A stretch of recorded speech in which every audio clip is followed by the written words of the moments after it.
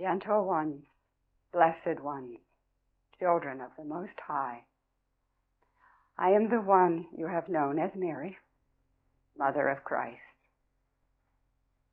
And I am, and so are you, Mother of Christ. For you are birthing the awareness of the Christ of you. I have watched you in these days together, coming to a place of reclaiming the remembrance and the knowledge of the Christ child, which you are birthing, nurturing, welcoming, allowing once again into your awareness, much as the most beautiful meditation that you offered in last evening, calling forth the inner child. The inner child is the divine child.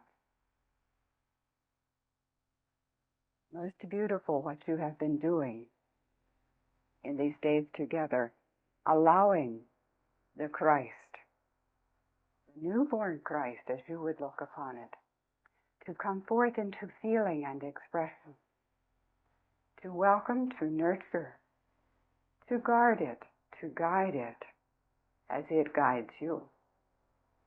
That is the most wonderful part of this duality, is it not? That as you would guard something and guide it, it is guiding you.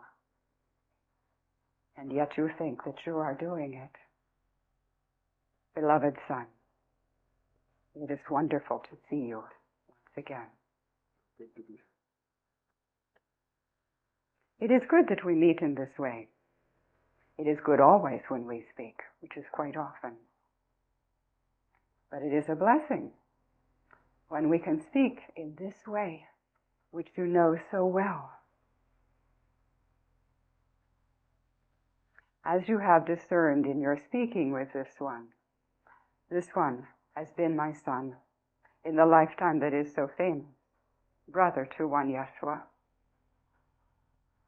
And I would speak to you of that.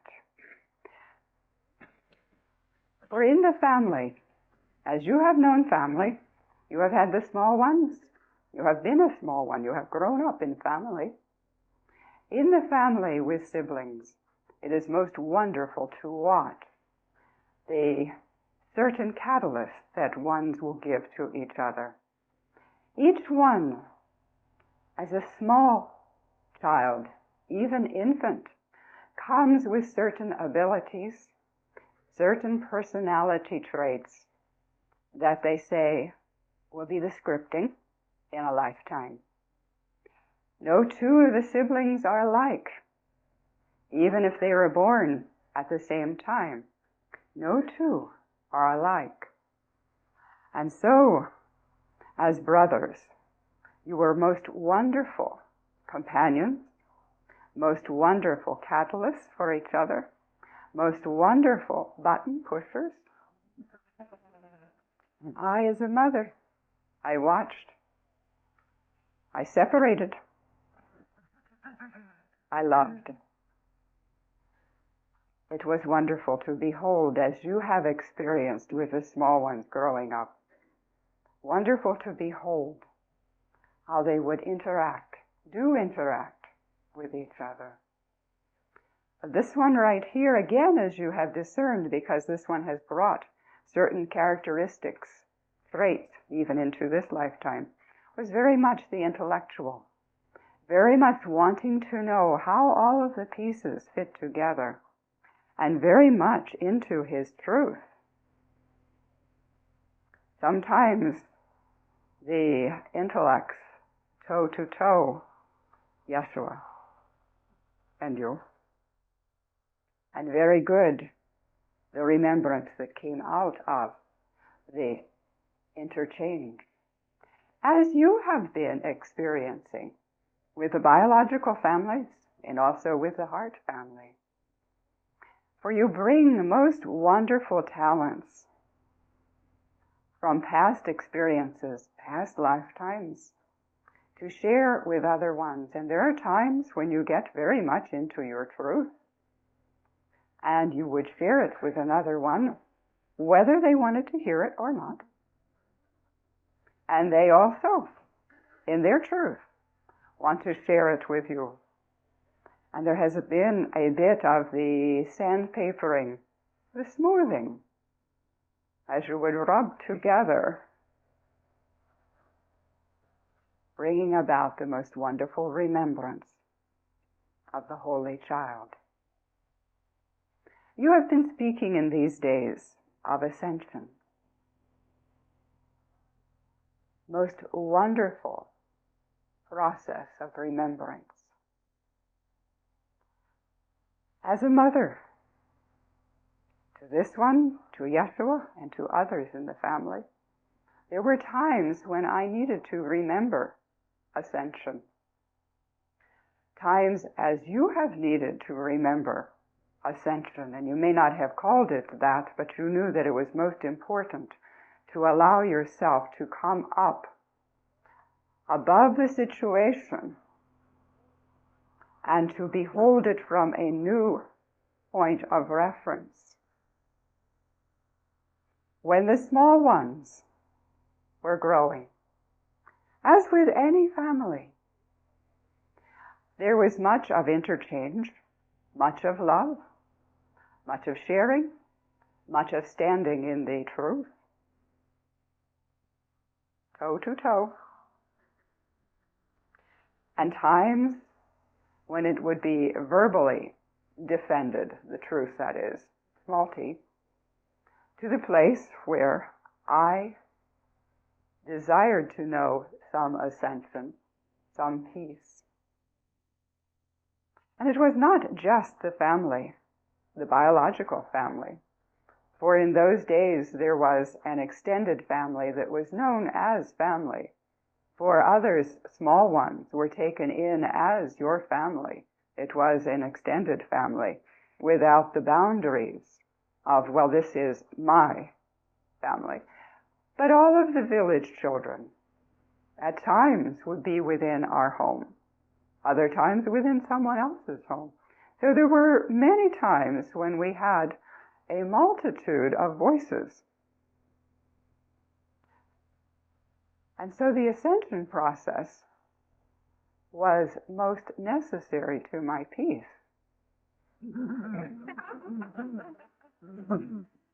Speaking practically, I have been raised in a most wonderful community known as the Essenes, brought up in the tradition, philosophical belief of a most wonderful system, a system which reminded us of oneness with each other and with nature, with everything that we would behold. We were taught from a very small size to sit in silence and to commune with the angel of sun, with the angel of the water. Most beautiful what you have upon your mountains in this morning. To commune with the trees, the flowers, the birds, even the rocks themselves.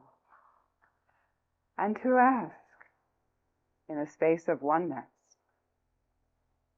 what is your consciousness? What is your awareness of reality? So we knew that we were not here as just individuals, separate. We knew communion with all. It was something that we were born with a knowing, and it was nurtured, encouraged from the time we were small, to go and to sit in quietness and in peace. And I shared this with Yeshua, with this one, with all of the small ones.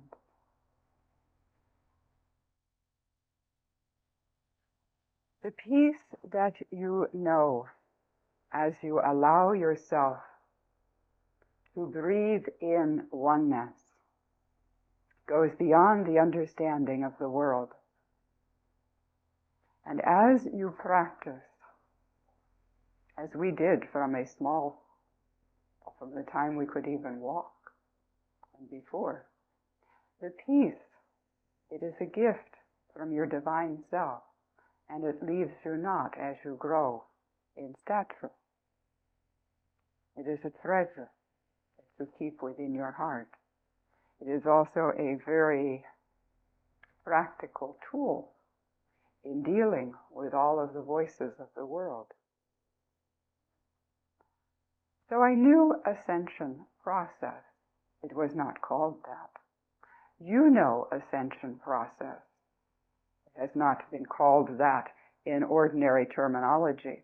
But you have known times when it has been most important for you to go within, to seek the peace within. Not to deny, for I did not deny the voices of the small ones that were in the home, not to deny the activity of the world, but to come to a place within myself that was a bit higher in understanding and in awareness, and to take myself apart. Not that I would need to even take the body apart somewhere, but to take myself apart into that holy space of peace. It is something that you work with, even in this lifetime. For you know turmoil, you know drama, you know fear, you know the gripping of fear and how it will build upon itself. So there are times when it is most needful to go within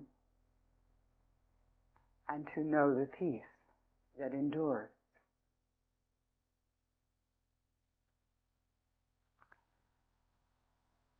As Yeshua grew, it was most wonderful to share with him his journey.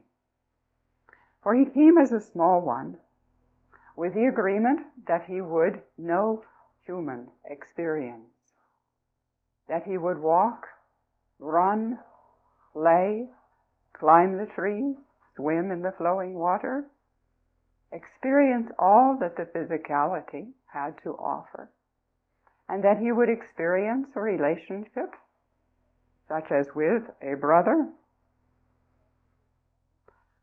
and that he would know relationships with other ones in the village, small ones growing up. And there was much of wisdom that came forth from his mouth, the same as there has been much of wisdom that came forth from this one. Treasures. You have seen that with your own small ones.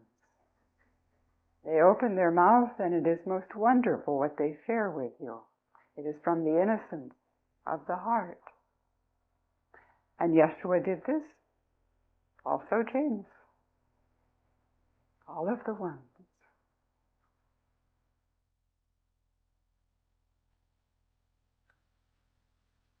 The Ascension, as it has been recorded, was not something that was within our minds at the time when he was growing up. And when he became of a certain age,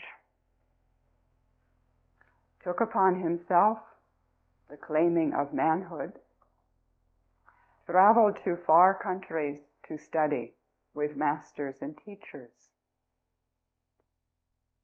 There was much that was brought to his remembrance. Much of what could be done with the body,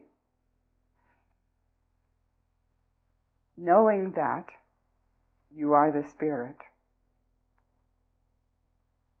that activates the body. You are the spirit which has brought forth the body. You are the spirit which tends to the body. You are in command. You, the spirit of you, all the time. So there was much that he learned as a small one with the running, climbing, swimming, how to activate the body with the human mind, most necessary.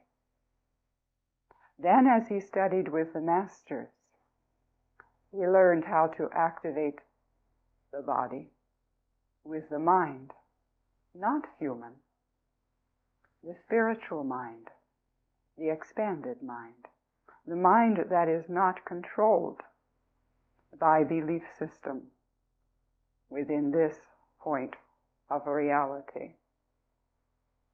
So he knew how to take himself above the body, perhaps you will call it out of the body, still activating the body. In other words, there was life with the body, but to a place of beholding what was happening with the body. And he practiced this with the masters, the ones he studied with in far lands.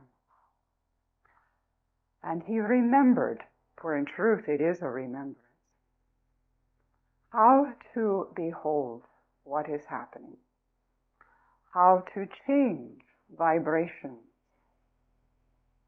how to bring into form out of light energy anything that you would manifest, how to transform by process of vibration, even a time process. This is what happened with the water at the wedding that was turned into wine. For indeed it was a miracle as it was seen, for all of us there did not understand that we are the makers of time, we are the makers of whatever we manifest. He had studied, he had practiced, changing vibrational form of matter. Much as you would go to one of your great schoolings, your universities, and you would take certain courses. Even now, there is beginning to be remembrance to the point of playing with, changing vibrations, changing form. As much as you would go and study with some of your ones who have preceded in the adventure of wondering, what can I do? How can I affect energy and form? As much as you would do now going to study with them. This is what he did with the masters then. And much was shared with him. And much did he remember. So that when he returned to us, to the family, to the village, there was much that he shared with the family. And this one had many questions. And he found many answers. Now there were ones in the village who had known Yeshua from the time he was very small, toddling about. And they had seen him running, climbing the trees, swimming. They had seen him falling down, getting up. They had seen him in the certain squabbles, for yes, he did have squabbles with the other village children. And when he returned and began to speak of what he had learned, they thought that this was something that they did not understand. And they did not listen, for they remembered him as one Yeshua. So he knew that it was important for him to travel to one who were hungering and thirsting, to know what he had to share. And you know the story of how he walked by the river and saw his cousin John baptizing, and knew that this was something that would be an important step for him, a commitment, if you will. Within his heart there was commitment to share what he had learned with anyone. And he would have done that anyway, But with the baptism, it was a certain sealing of that commitment, which was important. As you have felt in your life journey certain times when it was important for you to do a certain outer thing that would seal it, no going back on it, no changing, certain thing that you have felt, I need to do this, and you did. And from that point onward, other things then opened up for you. You have taken decisions. So he did this. In his studies with the masters, there was much that he remembered. Many miracles, as you would yet call them, that he remembered how to bring into manifest experience. As he was sharing with the disciples, and this was more, the disciples were more than just the 12 that are recorded. There was quite a group that followed him, many who served him lovingly, many who would give whatever they had to do for him what needed to be, and for others. This is one. Who walked with him, saw that there was food, saw that there was comfort for others, tended to the bodily needs of the group, and as you have heard, the group grew to the place where it has been called, recorded as multitude. And there was quite a large number of ones who were attracted to hear his message, but more than that, attracted to see the healings and the miracles that could be done. And as you can imagine, it became a bit of a unwieldy challenge to see to everyone's comfort, and also to keep one's certain families, for there would be family groups that traveled together, to keep certain families in harmony one with another. Because again, we're dealing with human emotion. As he was sharing and teaching, there was for him what is happening for you now, an acceleration of remembrance even beyond what he had remembered with the masters. An acceleration and remembrance of the true being and the true space of love, to the place where he knew, totally knew, that he is the divine Son of the one Creator, as you are. And he claimed that, and he lived that. And as he lived it, more and more of the divinity of him was within his awareness.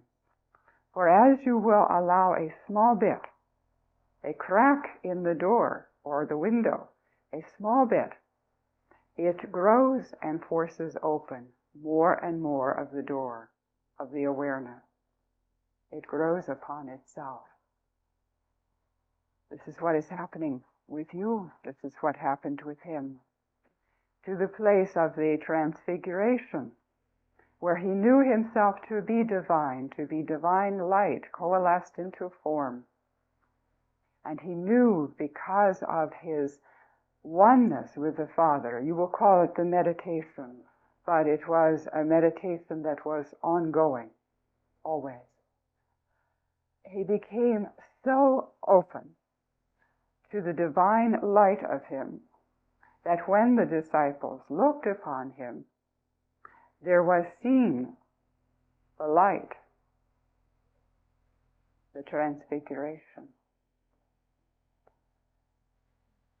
In the process of his life expression, he knew that he would be called upon to do certain things that would again seal within the human consciousness certain turning points of awareness. It was his desire early on to collect to himself a grouping such as this and to share, as he had been shared with, the remembrance. He thought perhaps he could take a small group off into the hills, the mountains, the most sacred mountain, and to live out a long life quietly. But that was not the way it was to be. He saw the process as the remembrance was touching ones. For indeed, the remembrance did touch all, not only the ones of disciples within the group, but also ones who stood upon the fringe of the group and would criticize and would feel vested interest. For the remembrance touched their heart, and what came forth was fear at that time. Since that time, there has been transformation of even the ones that you would see to have played the parts of the antagonists. There has been transformation and change. But there were ones whose hearts, when they were touched with the words, the ideas of truth, capital T, their hearts closed even farther in fear. There were ones, such as you, who heard the message and the heart opened like a beautiful flower. So he could see, as the process of sharing the truth of his being and the truth of everyone's being, he could see that it was not going to be given to him to take a small group up into the mountains somewhere and to teach quietly. And he had some conversations with the family and with the source of his being, asking, could this not be maybe another way? Yet thy will be done. So it came to the point that is recorded within your Holy Scriptures, where he celebrated the Last Supper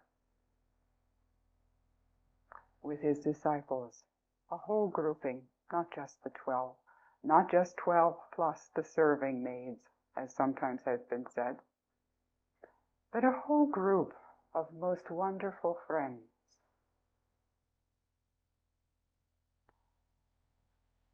And yet, at that moment, at that time, he was still to the place where you know in your humanhood of a bit of bargaining. Can we do this? I know the reality of my being, but can't I teach it another way? Perhaps this cup can pass from me. But that was not the answer. And so he went forward to the crucifixion.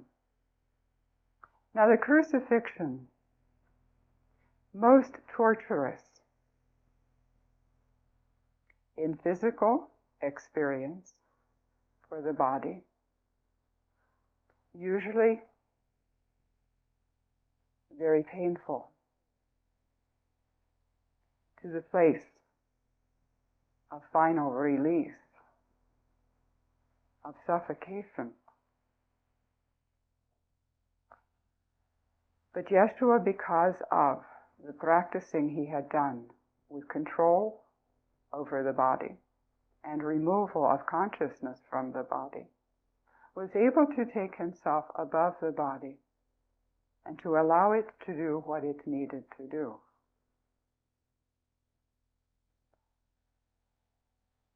And in that place of beholding, he realized more and more yet of his love, the divine love, for his brothers and sisters.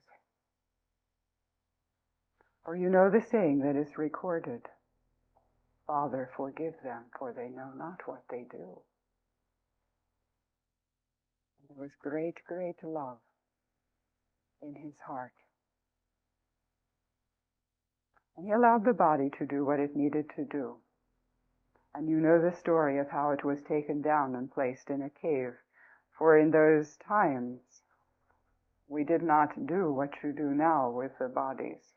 Many times, according to belief, many times the bodies were disposed of in a great fire. For there was not the soft soil to dig, to place bodies. So it was placed in a most honorable cave and sealed with a large rock. And you know the story of how on the third morning the rock was rolled away, again by divine power, and how he resurrected, reactivated the body. Most miraculous, again, according to world understanding, and yet in truth, with a capital T, most natural. For when you have moved into the consciousness where he knew himself to be, that you are all, and that you bring forth every form, and that you activate the form, it does not matter whether the body is inanimate one moment and animate the next moment. It is a natural process of divinity to reactivate the body. And it has been recorded and has been thought for a long lineage of time that he was the first and only to be able to do that. But that is not true. There were many before him who resurrected the body, allowed it to be inanimate, and then animated it once again. Many teachers, masters, in history not recorded in this time, who did it before him. Now I know that is a bit of blasphemy, according to certain stylized belief in this day and time. In truth, it takes nothing away from him. In truth, it adds everything to you as the holy child, adventuring and remembering.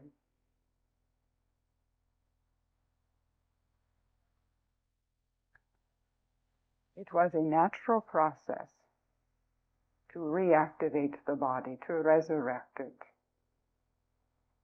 and to come forth quite joyous, as you have seen him to be in the times with you, just in these days you have been together, in great joy, of course, free, totally free of even the last vestiges of what human belief would teach, and would say that the body has to be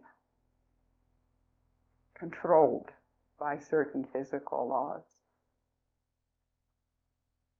So he returned quite joyfully, and he spoke with you once again. And he said, look, I am here. And for those who needed the signs, he showed them the signs. For others who did not need the signs were not there. Think upon that for a moment. I did that there early on in this experience when we read the books, The Life and Teachings of the Master of the Far East. Yes. in those first three books, it was at least 3 different times Jeshua appeared physically. Yes. The emotions were experienced. Of course. As it was when the very first time he appeared. Now his coming again, he had spoken of that with us, the family, and with the disciples. But we did not know how this was going to be. We knew that he remembered much. I will say remembered, because it is a process of remembering. It is not so much being taught, but it is remembering.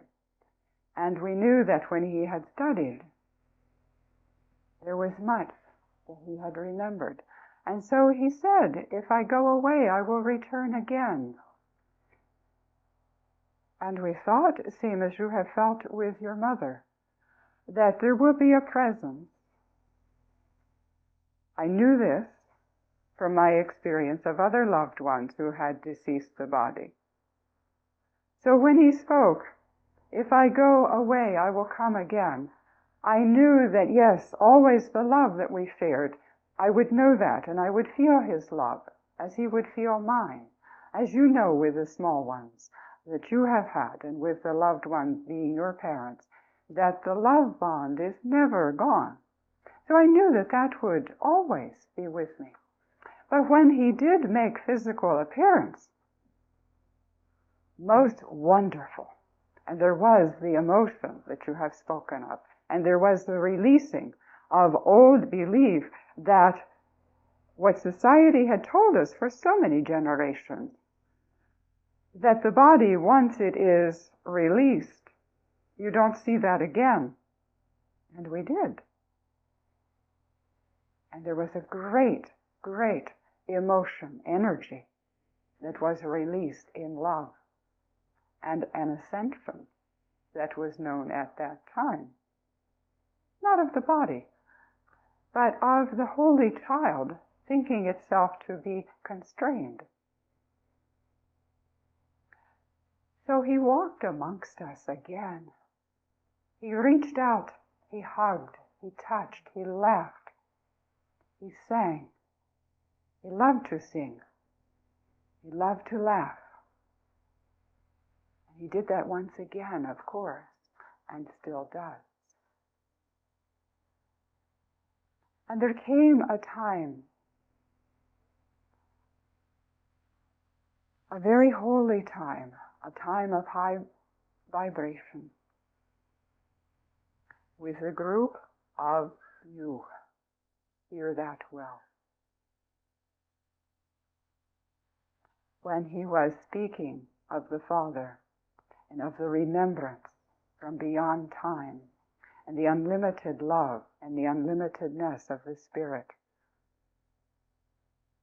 And everyone was caught up in what you have felt in this gathering, the beginning of great, great love, joy, humor that goes beyond anything that the human experience is known to that point.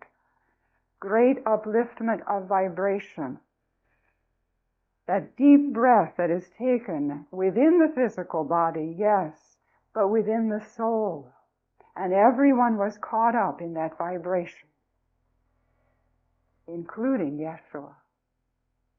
And he allowed, because he knew he is not and you are not constrained to this point of reality. He allowed the light which he is to be visible and to arise up in the Ascension, which has been recorded in your Holy Scriptures. It was taken by many as another proof of his divinity and how separate he was from the rest of us. That was not his intent. Did he stay ascended? Not in that way. He came back again. That's not recorded, because to say that takes away in the world thinking a bit of the power of the specialness. Is he special? To me, Very much so. Is he special to you? Yes, very much so. But not in a way of separateness. Not in a way that says he is so far above us, that he has ascended to the Father and there is no way of the communication. He is not separate. He comes and visits you whenever you ask. He comes and he sits next to you as a stranger, perhaps, when you sit upon the bench, when you sit by a tree, when you walk in your shopping places. He rides the horse next to you, and he looks at you. He smiles, and in that moment you know true love that goes beyond anything that could be threatened by worldview. He is very much alive, very much with you. Have you ascended? Yes, in truth, all of you have known, even the physical ascension. But you have agreed, as I agreed to play a certain part, that you would come with a forgetfulness to play a part, to serve what is now being served, the great awakening of the Holy Child, to celebrate that, to go with ascended thought, to go with ascended feeling, to go with ascended heart, to live, to sing, to laugh, to celebrate, to question, to share, to support, and above all, to remember.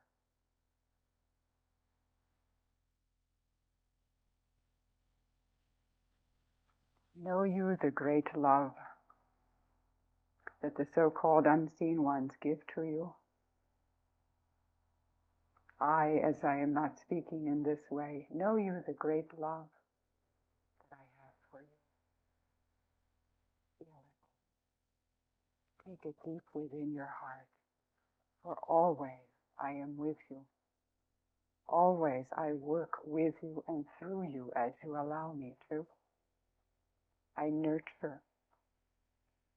I comfort. I give you a bit of the revelation when you ask for it. I put my arms around you when you ask for it. And I hold you as the small one, which you still feel yourself to be. And that is pure and holy. I love the innocent.